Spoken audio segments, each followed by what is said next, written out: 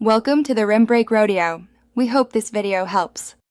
In this video, I will begin with the ledger purpose and layout, define double entry accounting and why every transaction uses 2 entries.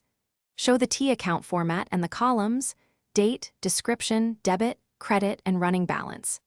Explain numbering conventions such as 1,000 for cash, 2,000 for liabilities, and 4,000 for revenue. Describe posting from journals to ledger, and emphasize chronological dates and clear descriptions for audit trails and reconciliation. In this video, I will walk through setting up the chart of accounts and assigning numbers and normal balances. Demonstrate grouping into assets, liabilities, equity, revenue, and expenses, and why grouping aids reporting. Show how to enter opening balances from the trial balance with dates, amounts, and source references such as beginning balance sheet dated 01/01/2025. Explain how to set account permissions, link to subledgers, and prepare templates for recurring journal entries to save time.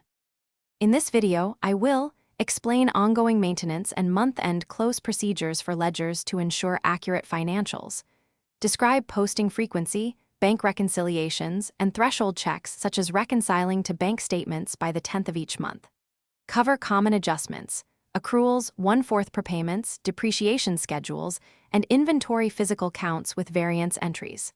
Finally, demonstrate closing temporary accounts and transferring net income to retained earnings, then producing a post-close. Thanks for watching. Consider subscribing if we helped you.